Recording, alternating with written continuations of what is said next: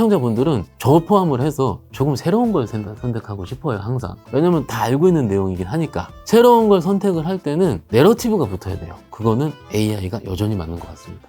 근데 그 AI 내러티브가 두 가지로 선택할 수 있어요. 우리는 미국은 팔란티어도 있고요. 좋은 주식이 많잖아. 우리가 좋은 주식이 없다는 얘기가 아닙니다. 선택할 수 있는 분야가 많아요. 근데 우리 같은 경우는 AI만 따지고 봤을 때는 하드웨어, 소프트웨어. 그러면 하드웨어 입장에서 봤을 때 하이닉스를 선택할지, 거기서 파생된 HBM을 선택할지, 종목별로 봤을 때 이제 발주가 시작되는 겁니다. 뭐 업체가 몇 대 발주가 됐는지, 2분기를 예언되는지 3분기를 예언되는지 그게 다 나옵니다. 숫자예요.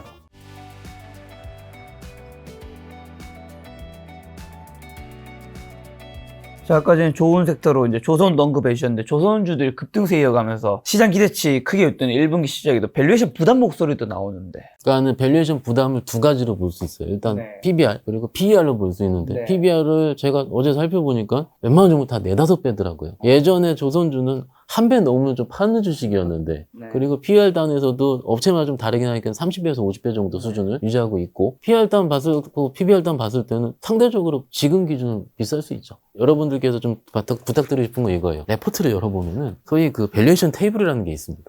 그러면은 25, 26, 27 이러는데 40배, 25배, 10배 이런 식으로. 이거 뭡니까? 고퍼에 있어서 저퍼에 파는 거거든요. 그러니까 지금은 고퍼가 내년, 내후년 어차피 수주가 빵빵하니까 그것을 담보로 해서 합당하게 인정되는 시기라는 거죠. 그러니까는 이런 섹터를 봤을 때 계속 못 잡아요. 또 비싸다고 생각을 하면은. 그래서 조금은 여기서는 일부 내러티브가 좀 필요한데, 트럼프 LNG 관련, 이거는 요즘은 좀 덜한데 미국에서도 계속 이쪽은 강조를 할 거지 않겠습니까? 그러면 이쪽도 뉴스 플로우가 계속 나올 거고, 발주 기대감, 그리고 MRO, 유지보수 같은 경우도 계속 지금 논의가 되고 있는 중이기 때문에 미국의 장성들이 넘어오잖아요, 우리나라로. 그러니까는 이런 것들은 제가 보기에도 계속 될 가능성이 커요. 그러면 우리 투자자분들 입장에서는 조선주 주가 차트 보시면은요, 올랐다가 한 달 정도는 옆으로 횡보하는 기간이 있었어요. 그 기간이 왜 그랬냐면 실적을 기다렸던 거죠. 실적이 계속 좋은 걸 알고 있기 때문에 적어도 우리 입장에서는 좀 눌릴 때 다음 분기도 수준은 계속 차 있으니까는 시장 기대치는 적어도 충족할 가능성이 크니까는 조금은 열린 마음으로. 왜냐면은 지금 핫한 기억은 조선주가 신고가 치는 것만 기억하거든요. 그래서 제가 항상 전화 받아보면 왜 이렇게 안 가냐고. 근데 원래 많이 올랐잖아요. 그러면은 또 투자자분들 너 놀리냐 그래요. 그런데 어떻게 보면은 우리 기억의 조선주는 사이클, 시클리컬 산업이잖아요. 시클리컬 길어지는 산업이긴 한데 그 중간을 걷고 있는데 주가가 한번 쉬면은 보름, 한 달 정도 쉴 수 있어요. 지금 무조건 쉰다 이런 말 드리는 게 아니고, 지금 최근에 실적 발표에 눈에 높아져 있는 상황이기 때문에 조금은 눈높이를 시키고 계속 뉴스 플로우가 계속될 가능성이 크니까는 이런 식으로 꾸준하게 원래대로 보자. 이게 좀 명확한 대답이지 않을까 싶습니다. 자, 통신 섹터는요, 그 고객 좀 유심 정보 유출 사건 SK텔레콤 주가가 지금 여전히 좀 떨어지고 있죠. 경기 방어주의자 고배당 종목인 점에서 저가 매수기의 의견도 있고, 뭐 시장 점유율 변동 가능성에서 보수적으로 접근해야 한다는 주장도 있고, 반대편에는 뭐 LG U+, 그 다음에 KT 주가는 또 오르고 있던데, 지금 현재까지 SK텔레콤 유심 해킹 상태 전체 이용자 수 1% 수준이 26만 명이 떠나고 있고, 그 다음에 위약금 관련해서 뭐 이런 것들 어떻게 잘못하면 뭐 500만 명이 떠날 수 있다는 SK텔레콤 측의 뭐 이야기가 있던데, 참고로 저는 위약금 내고 나갔습니다. 사실 저는 위약금 안 낼 줄 알았어요. 낸다 생각을 못하고 번호를 통신사 이동했는데, 낸다고 하길래 네? 순간 당황했어. 내가 잘못한 게 있는데 내가 내는 거구나 하면서. 저는 그 뉴스 뜬 첫날 통신사 가서 유심을 교체했습니다. 기다리지 않고 딱 첫날, 주식도 타이밍이니까. 하여튼 여담이었고요. 주식 입장에서 제일 싫어하는 거는 뭐 많이 들으셨을 거예요. 불확실성입니다. 그러면은 SK텔레콤 입장에서 유심 비용부터 위약금 취소 여부라든지 과징금 규모, 가입자 해지율 이런 거에 대해서 아직은 명확하게 회사도 내놓기 힘들지 않겠습니까? 그러면은 시장 참여자 입장, 최근에 좀 빠진 거 과하다고 생각은 합니다. 1분기 실적이 굉장히 잘 나왔어요. 예상 부합했고요. 연결 매출로 4조, 매출이 한 4조 4천억 정도, 영업이익 한 5,600억 정도. 돈 잘 법니다. 야, 그럼 그렇게 잘 보면 그 위약금에 해당되는 금액만큼 소비자들에게 저희가 다음 달 요금 면제 아니면 돈을 얼마씩 입금해드리게, 이런 거 좀 한번 좀 크게 하면, 왜냐면 이게 국민 정서라는 게 있는데 사람들이 좀 약간 지금 좀 열이 받아 있단 말이죠. 뭐 잘못은 지그들 해놓고서 마치 우리가 뭔가 그 대가는 치러야 되는 이런 프레임이, 사실 예전에도 카카오가 이미지가 굉장히 좋았지만 한순간 꺾이고 난 다음에 사람들이 카카오에 대한 이미지가 좋아지지가 않잖아요. 안타까운 마음이 있어요. 좀 뭐 이런 부분이 신뢰랑 연계된다. 사실 주식도 신뢰 잃으면 끝이거든요. 투자자들이 안 삽니다. 사야지 오르는데 이게 한동안 안 쳐보는 주식이 일단 그런데 아까 말씀드린 대로 SK텔레콤 입장에서는 불확실성이 있으니까 그런 불확실성이 제거되는 거가 지금부터 가입자 수가 늘어납니다라는 데이터가 나오기는 시간이 좀 걸리지 않겠습니까? 그러면은 이럴 때는 항상 저희가 주식 입장에서 말씀드리는 건 다음 분기 때 IR에서 어떤 얘기를 하느냐입니다. 지금은 이런 규모 자체도 아직까지 발표도 못하고 알기도 힘든 상황이기 때문에 한동안은 좀 덜 쳐다보겠다. 그런데 주가는 빠질 만큼 빠진 것 같아요. 그러면 어떻습니까? 빠졌다가 일정 횡보하는 기간이 필요하겠죠. 그 다음에 2분기 우리가 열어봤을 때 전에 혹은 퓨리뷰로 가서 애널리스트 탐방을 한다라든지 혹은 뉴스단에서 생각보다 이런 거죠.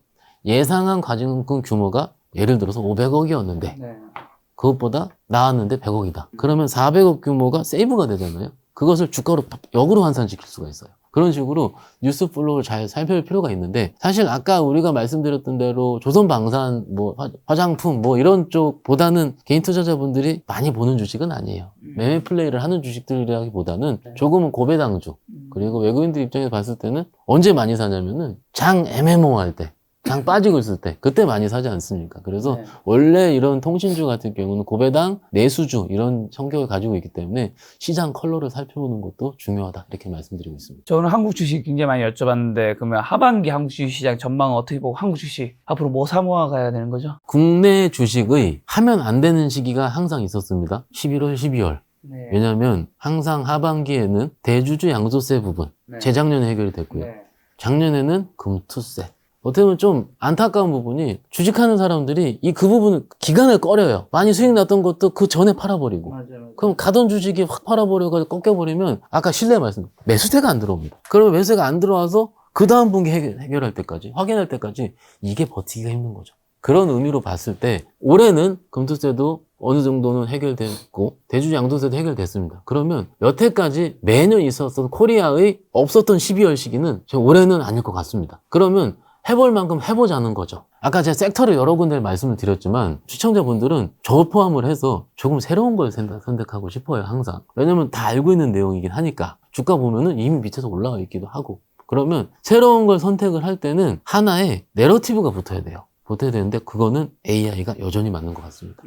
네. 근데 그 AI 내러티브가 두 가지로 선택할 수 있어요. 우리는 미국은 팔란티어도 있고요. 좋은 주식이 많잖아요. 우리가 좋은 주식이 없다는 얘기가 아닙니다. 선택할 수 있는 분야가 많아요. 근데 우리 같은 경우는 AI만 따지고 봤을 때는 하드웨어, 소프트웨어입니다. 그렇죠. 그러면 하드웨어 입장에서 봤을 때 하이닉스를 선택할지 거기서 파생된 HBM을 선택할지 HBM 재작년에 막 날아갔을 때 기억을 해보시면 장비주들이 많았어요. 근데 장비가 종목별로 봤을 때 이제 발주가 시작되는 겁니다. 그때는 스토리로 땡겼죠. 근데 지금 같은 경우는 실질적으로 발주가 이루어져서 뭐 업체가 몇 대 발주가 됐는지 2분기를 이연되는지 3분기를 이연되는지 그게 다 나옵니다. 그건 뭡니까? 숫자예요.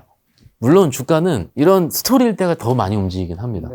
그런데 투자자들 특성상 나는 숫자를 봐야 되겠다 싶으면은 소보장 업체들, AI 소보장 업체들도 일부 봐야 되는 구간에 개인적으로는 들어섰다. 왜냐하면 4월 달에 관세 때문에 너무 안 쳐다봤어요. 물론 밑에서 조금 움직이는 것도 있긴 있는데 그런 것들도 이제부터는 공부해보시고 레포트 솔직히 안 쳐다봤거든요, 시장에서. 근데 요 한 1, 2주 전부터 이제 찾아보기 시작을 하더라고요. 요런 쪽도 좀 같이 살펴보시면 어떨까 싶어서 말씀드리고 있습니다. 지금 한국 주식에서 AI 관련된 주식을 사자는 건가요? 그거는 숫자를 봐야 되는 거고요. 지금 주도하는 건 아까 말씀드린 이쪽이죠. 조선방산엔터, 피부미용 의료기기.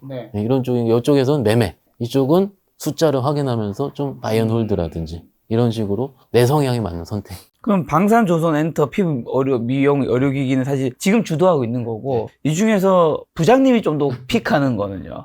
요거 지금 주도하고 있는 거 다 아니까. 그러니까 어려워요. 부장님의 이제 픽은 있을 수 있잖아요. 뭐 종목까지는 아니니까요. AI 파생 전력기기 쪽이라 생각합니다. 전력기기 쪽이 숫자도 잘 찍히고 있고요. 가려면은요, 요즘 많이 오르지도 않았고 또 가려면은 숫자가 찍히면서 올라가야 돼요. 근데 전력기기 쪽은 숫자가 찍혔고 최근에 관세 때문에 혹은 데이터 센터의 불확실성 뭐 저 캐파 축소한다고 그랬었잖아요. 전기가 필요하다는 거죠. 예. 지금. 그러면은 배전 쪽 업체들이 특화된 업체들이 우리나라는 많습니다. 뭐 한 두세 개 정도 되겠죠. 그러면 레포트 전력기 치시면 쫙 나와요. 그 안에서 실적이 2분기부터 3분기 좋아지는 것들 이런 것들을 찾아보면 실제로 뭐 추천에 나열로 그냥 네. 어떤 회사들이 있는 거죠? 뭐 LS 일렉트릭, LS 일렉트릭, 효성중공업, 효성중공업, 그리고 일진전기 일진전기. 이런 식으로 여러 개들이 있죠. 네. 그래서 거기서 선택을 하는 거. 근데 최근에 보시면은 이제 밑에서 꿈틀거리는 것들이 있어요. 그거는 어떻게 보면 내용 열어보시면 상대적으로 캐파가 좀 덜하다라든지 이런 식의 이유가 있거든요. 그럼 그 이유가 캐파가 덜한 건 어떻게 되겠습니까? 캐파 증설을 해야 되잖아요. 혹은 업체여서 못할 수도 있는 거고. 네. 그러니까 이런 것들이 막상 단순하게 이 업체들이 몇 개 있다라기보다는 또 그 안에서는 또 LS 그룹들이 들어가 있어요. 그 LS 그룹 안에서도 파생된 그 두세 개 종목들이 있거든요. 네. 그 여기 안에서도 내용을 쭉 살펴보시고 이게 저도 하나를 좀 찍어드리고 싶은데 이게 찍는다고 해서 그게 여러분들이 얼만큼 내가 와닿아가지고 끝까지 갈지도 어려운 거고요. 요즘 들어서 제가 가장 드는 생각이 내가 직접 공부해서 내가 들고 있어야 되는 거죠. 근데 누가 좋다고 해서 솔직히 그런 시대 지났잖아요. 누가 좋다고 해서 이거 사가지고 내가 이거는 제가 보기엔 저는 아니라고 혹시 보거든요. 원전은요? 원전 좋어요. 좋죠. 원전은 지금 시작했어요, 사실은. AI 내러티브도 붙었고 네. SMR도 붙었고 그리고 체코 원전 본계약 직전이잖아요, 지금. 최근 뉴스도 두산 에너빌리티랑 팀코리아죠. 지금 체결 직전까지 갔는데 프랑스랑 같이 경합을 벌였잖아요. 네. 그런데 프랑스에서 뭐 법원에 좀 약간 소송을 제기해서 이런 부분이 좀 알력이 좀 있나 봐요. 물론 체코 정부 입장에서도 프랑스를 안 보고 우리도 보고 이런 게 어렵잖아요. 그러니까 각자의 그 관계가 있을 테니까는. 근데 우리 업체들은 납기도 짧고 상대적으로 싸고 그렇기 때문에 기술력은 있는 건 인정을 해야 됩니다. 예. 자, 그러면 이제 미국 쪽으로 좀 가서요. 미국에서 이제 경기 침체, 뭐 미국 주식 피커 가능성. 사실 뭐 지난달에 트럼프의 관세로 인해서 주식시장 폭락할 때만 해도 요 이야기 굉장히 많이 나왔었는데 지금 5월 중순이 지금 경기 침체 피커 가능성이 있는지 어떻게 보시나요? 선배님들이 나오셔서 말씀 많이 하실 거예요. 파월 의장님도 얘기를 하실 거고 데이터는 확인해야 된다. 한 달 하드 데이터 가지고 우리가 판단하기 어렵고 적어도 두세 달을 봐야 된다는 게 중론이지 않겠습니까? 우리가 최근 데이터 보시면은 GDP가 미국 마이너스 0.3이 나왔어요. 역성장이 나왔어요. 그러니까는 와 진짜 침체인가라고 그날은 걱정을 많이 했죠. 그런데 막상 그 내용을 열어보니까는 아마 기억을 하실 거예요. 얼마 전 얘기를 한데 관세 때문에 수입이 너무 많았던 거죠. 수출보다. 그러니까 역성장이 나온 거예요. 실질적으로 트럼프는 이거 그때 이제 제 기억에 트럼프는 그 데이터를 보고 바이든의 마켓이다 얘기한 것 같은데 뭐 그거는 뭐 그렇게 얘기 잘 하시도록 하고요. 실질적으로 관세 때문에 걱정돼서 미리 원자재 수입이든 미리 땡긴 거기 때문에 일시적인 현상이다. 라는 게 그때 중론이었거든요. 그 후에 나올 수가 있는 게 CPI잖아요. 이제 물가를 잡아가고 어떻게 문제가 되는데 막상 최근에 나온 CPI 봤을 때 컨센서스보다 덜 나왔습니다. 그런데 그 전에 저희가 한 2년 전부터 뭔가 FOMC의 힌트를 누구한테 얻었습니까? 닉 티밀하우스 기자. 기자. 예, 기자분한테 얻었었죠. 근데 요즘은 트럼프가 얘기를 해줘요. 그죠? 뉴스 보시면 주식을 사야 될 때다. 뭐 이런 식의 얘기도 진짜로 저희 입장에서는 굉장히 무서운 발언이긴 한데 이런 것들을 하고 있죠. 어쨌든요. CPI를 열어보니까는 유가가 빠져 있었죠. 최근에. 그러니까 상대적으로 컨센서스로 덜 나왔던 상황이고 그 다음에는 계란도 빠져 있던 상황이고 트럼프가 얘기한 거랑 거의 비슷하게 나왔어요. 그 전에. 그렇기 때문에 일단 CPI가 제 자료를 쭉 살펴보니까는 울퉁불퉁할 것 같습니다. 지금 한 달의 데이터 가지고 3% 수준을 찍기는 어렵겠죠. 그렇지만 이것이 기조적으로 물가가 잡혀지고 있다는 현상을 보기에는 파월은 또 살펴볼 것 같아요. 그러면 다음 달 CPI를 좀 보겠죠. 지금 최근에 중론을 요약을 해드리자면 지금은 좋다. 4월달 데이터, 그러니까 올해 발표할 4월달 데이터는 좋다. 해볼만 할 거다. 그런데 5월 데이터는 또 봐야 된다. 금리가 7월쯤에 한번 인하할 수 있는 가능성이 있다고. 그런데 또 고용을 또 보면 고용이 잘 나왔죠 또. 그러니까는 실질적으로 6월에 첫 금리 인하를 시작할 것 같았는데 또 데이터가 또 패드워치 보면 7월로 싹 바뀌고 있어요. 연내 금리 2번 인하의 시그널은 맞지만 그 시기 자체가 계속 데이터를 확인하는 시기로 넘어가는 이런 추세는 맞는 것 같습니다. 그럼 부장님 말씀 들어보면 부장님은 경기 침체까지는 온다고 생각하지 않으시는 뉘앙스 같네요? 제가 여기서 안 옵니다 라고 한들 우리 투자자분들께서 믿는 것도 말이 안 되는 거고요. 조금은 그 정도 수준까지 용인을 하지 않을 것 같아요. 왜냐면은 지금 얼마 전에 좀 보시면 사우디를 순방을 했죠, 트럼프가. 네. 그때 사우디 통해서 600조 이상의 투자를 받아냈어요. 그리고 무기 공급 계약도 체결을 했고요. 엔비디아와 GPU, 그 GPU 블랙엘 같은 경우도 그 18,000대인가 계약. 이렇게 하니까는 할 건 하고 있는 중이에요. 그러면은 실적으로 기업 단에서 이익이 나오는 중은 계속되고 있으니까 네. 그것을 시장에서 꺾는 데이터가 나오는 과정. 그러면 여기서 지금 약간 불안한 거 혹은 확인이 안 된 거는 10년물 국채는 아직 확인이 안 됐어요. 유가까지는 빠져 있고. 그렇기 때문에 조금 지켜봐야 되는 시기가 맞을 것 같습니다. 야, 엔비디아 주가도 보니까 이제 거의 130, 40달러. 맞아. 그저까지 많이 반등했던데, AI 투자 랠리, 이제 뭐, 끝났다고 봐야 되는 걸까? 아니면 이제 진짜 다시 오른다고 봐야 되는 걸까요?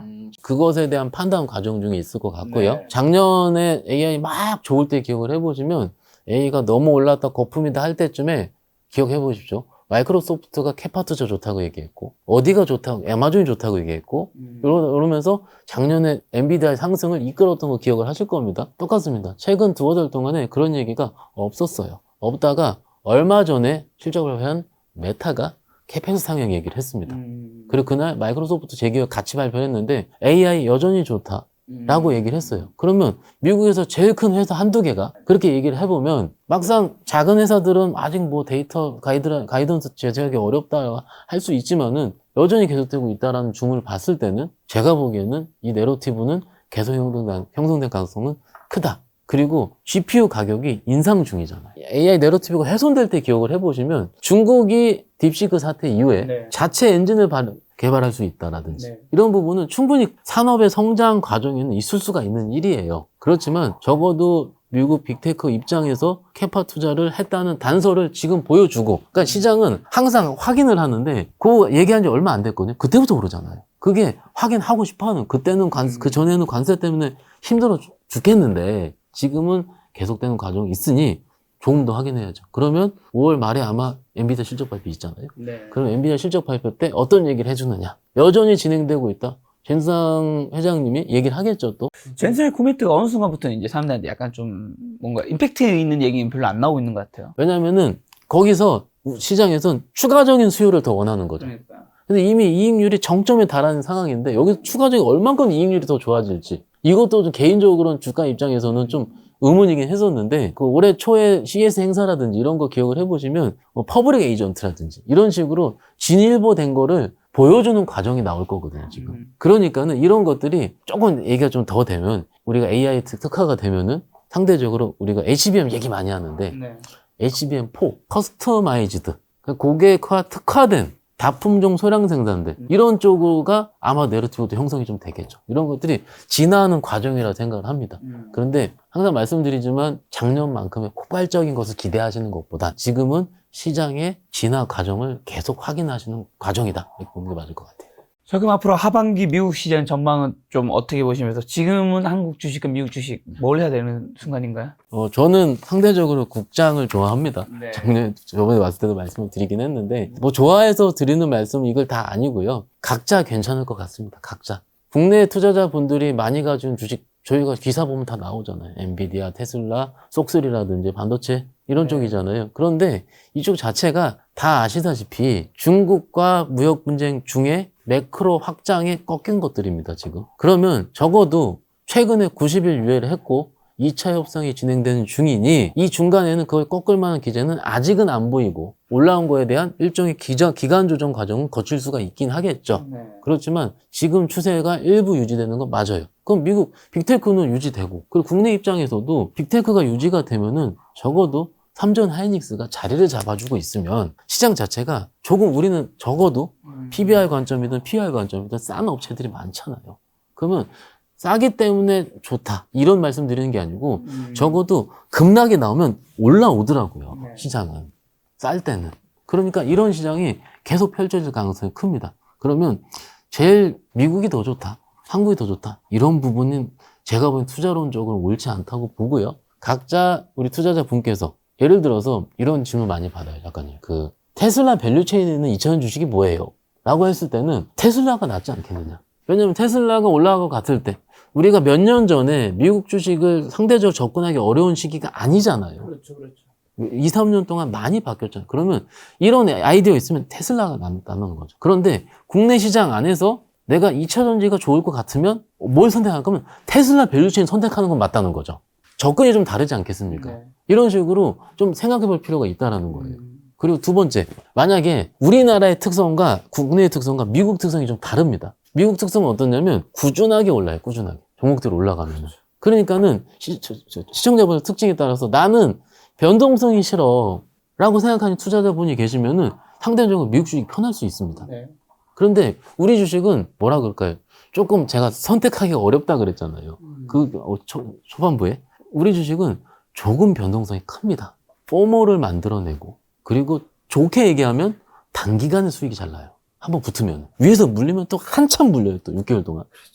어떻습니까? 조금 성향에 따라서. 같은 네. 아이디어는 미국에서 찾되 나는 한번 이번에 승부 볼 거야. 물론 그게 옳은 건지 아닌 건지는 사람마다 다를 수 있습니다. 그럴 때는 국내 종목에 찾아보시는. 그렇지만 반대로 나는 그래 AI가 좋아. 계속 좋아. 하면은 여전히 그쪽, 미국 쪽에서. 이런 식으로 좀 성향에 맞고 계속 뭐 성향 얘기 말씀드려 죄송하긴 한데 현장에서 19년째이거든요. 있어 보니까 그게 맞는 것 같아요. 적어도 내가 견딜 수 있는 그릇이 되느냐 되지 않느냐 이것도 중요하거든요. 같이 좀 오늘 2번 정도 말씀드리고 있습니다.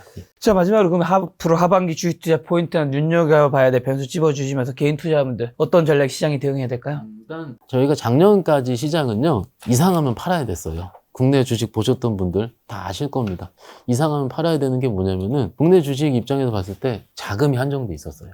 여기서 팔고 요거 메꾸고 이거 하고 이거를 살라고 저기를 팔아야 되고 얼마나 지겹습니까? 그런데 요즘도 그런 현상들이 일부 나타나긴 한데 그런 순간에 외국인들이 조금씩 들어오고 있어요. 그러면은 상대적으로 이게 공매도랑 좀 연관이 되는데 외국인들이 지금 3월 31일 공매도 한번 이렇게 개시한 이후에 많은 금액을 공매도를 해놨습니다. 지금도 하고 있는 중이고요. 조금 우리가 작년까지 국내 주식을 봤을 때 수급적으로 항상 부재했다. 윗돌 팔아서 뭐 아랫돌 괴고 뭐 이런 거 있지 않습니까? 이런 것들이 항상 국내 주식에 뭔가 좀 어려운 점이라 봤을 때 지금은 많이 빠진 종목들을 주식이 숏이 되어 있으면은 거기가 오를 때는 외국인들이 들어오는 게 보이거든요. 그게 그 종목이 좋아서 들어오는 게 아니고 일부 쇼커버입니다. 그러면 이것도 유동성 부족을 일부 해결할 수 있는 거예요. 왜냐하면은 많이 빠진 주식이 올라올 때 있지 않습니까? 네. 어떠냐면은 매도가 없어요. 왜냐면은 거기서 팔아봤자 뭐예요? 이미 물려 있는데 호가가 텅 비어 있어요. 많이 빠진 주식들이 이렇게 구조적으로 돌릴 때 있지 않습니까? 급등이 막 10%, 15% 나오는 이유가 그런 겁니다. 매도가 없어요. 그러니까는 실제로 거래가 터지면 꽝 그냥 올라가 버리는 거죠. 그런데 상대적으로 좀 우리가 힘들어 했었던 혹은 재미가 없었던 이런 것들도 그런 식으로 쇼커버라든지 물론 안 좋으니까 외국인 공매 쳤겠지 하시면 할 말은 없어요. 그런데 이미 빠진 것들도 많아요. 그리고 이미 너덜너덜하게 바이오들 이런 것들도 많거든요. 솔직히 바이오 몇 개만 올라왔잖아요. 10개 안쪽입니다 사실. 나머지 힘들은 것들 그런 것들이 조금은 작년보다는 해결되는 구간이 오는 것 같습니다. 조금 더 힘내시고 주식 놓지 마시고 뭐 증권사 직원이니까 놓지 말라 얘기하지 맨날 댓글 다시는데 저도 압니다. 그렇지만은 놓으면 지는 거예요. 계속 시장에 살아 숨쉬고 저도 업계 오래 있는데 계속 공부하잖아요. 계속 숨쉬다 보면은 좋은 날이 올 것이라고 믿어 의심치 않고 있습니다. 아까 근데 성향 말씀을 자주 해주셔서 주식시장에 19년 동안 계셔보시니 어떤 사람들이 좀 투자로 돈을 버나요? 상대적으로 우직하신 분들이요. 좀 흔들리지 않는 분들이요. 그래야지 오래 가져가야지 크게 벌 테니까. 내 믿음을 잘 꺾지 않는 분들이요. 그런데 이 나의 믿음이라는 것 자체가 그때 좀 예전 한 몇 년 전에 그때 10년 전 이럴 때 많이 버신 분들 봤을 때는 우직하시고 상대적으로 그리고 남의 말 잘 안 들으시고 끝까지 버티시고 이런 분들이 꽤 수익이 났었던 경험이 있어요. 그러나 과거와 지금이 다른 점은 몇 년 전보다 지금은 우리 투자자분들이 제가 정말 오랜만에 기억을 해보면 정보 주세요 하시는 분들이 없어요, 요즘은. 그러니까 요즘은 많아요. 포털 뒤져봐도 유튜브 봐도 어디 봐도 네. 텔레그램 봐도 그럼 그것을 취사 선택하는 거거든요. 그러니까는 취사 선택을 얼만큼 내가 하느냐. 주식을 해서 버신 분들의 그 패턴 자체도 시대에 따라 또 바뀌어지고 있는 중이죠. 저도 같이 노력을 할 거고 그렇지만 조금은 지켜볼 수 있는 용기, 힘들 때 버틸 수 있는 것도 일종의 여러 가지 성향의 하나라고 생각하고 있습니다. 알겠습니다. 잘 버텨서 여러분들의 계장가 좀 더 플러스로 가득하길 바랍니다. 올만의 손님은 박혜상 부장님이었습니다. 지금까지 여러분의 소중한 시간 함께 해주셔서 정말 감사합니다. 오늘도 김 작가였습니다. 고생 많으셨습니다. 감사합니다.